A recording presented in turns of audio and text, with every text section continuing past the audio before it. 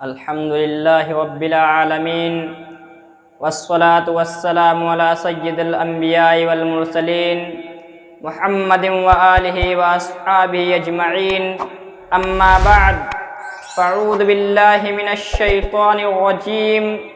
بسم الله الرحمن الرحيم يا أيها الذين آمنوا أطيعوا الله وأطيعوا الرسول وقال في موضع آخر فاسألوا أهل الذكر إن كنتم لا تعلمون وقال النبي صلى الله عليه وسلم رضيت لكم ما رضي لكم ابن أم عبد صدق اللہ رسولہ النبی الکریم۔ میرے سینے کو تو گنجین عرفا کر دے، میرے سینے کو تو گنجین عرفا کر دے، اور میرے لیے ہر کام کو تو آسا کر دے۔ کھول دے میری زباں سے تو گرہ کو یا رب، کھول دے میری زباں سے تو گرہ کو یا رب، تاکہ سمجھے میری باتوں کو یہ احسا کر دے۔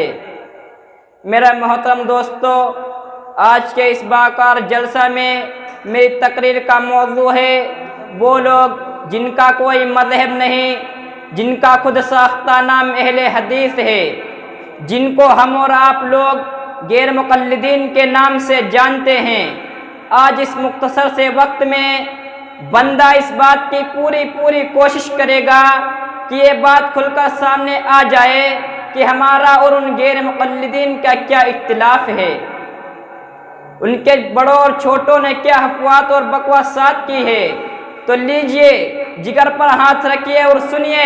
یہ وہی فرقہ ہے جو کافر کے ذبیحے کو حلال کہتا ہے، یہ وہی فرقہ ہے جو ناپاک آدمی کو قرآن پاک چھونے کی اجازت دیتا ہے، یہ وہی فرقہ ہے جو احمد مجتبی محمد مصطفیٰ صلی اللہ علیہ وسلم کے روضہ اقدس کی زیارت کے لیے سفر کو ناجائز اور حرام بتاتا ہے،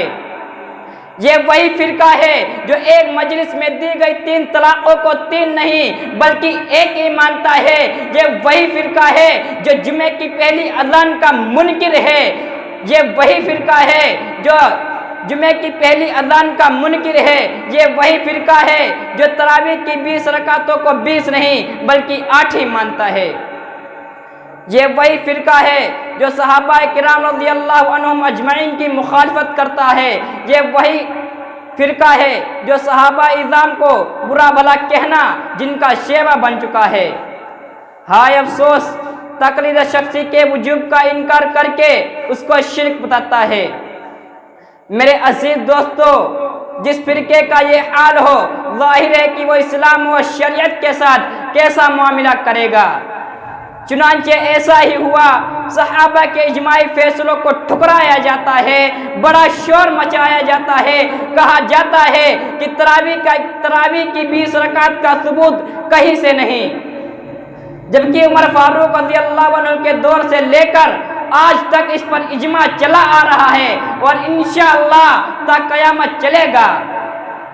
بہقی کی سنن کبریٰ میں موجود ہے، وَكَانُوا يَقُومُونَ عَلَىٰ عَهْدٍ عمر بن الخطاب رضی اللہ عنہ فی شہر رمضان ب20 رکعتاً، کہ لوگ عمر فاروق رضی اللہ عنہ کے دور میں 20 رکعت تراویح پڑھتے تھے۔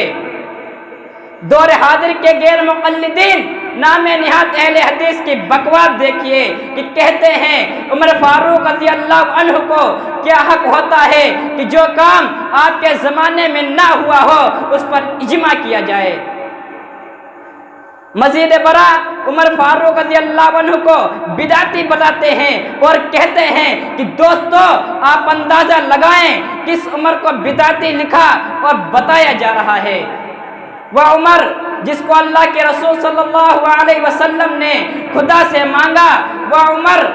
جس کے اسلام لانے سے باطل دم توڑ گیا، وہ عمر جس نے وہ عمر جس کے اسلام لانے سے کفر شرک دم توڑ گیا، وہ عمر جس کی تعریف خود نبی کی زبان نے کی۔ وما علینا الا البلاغ۔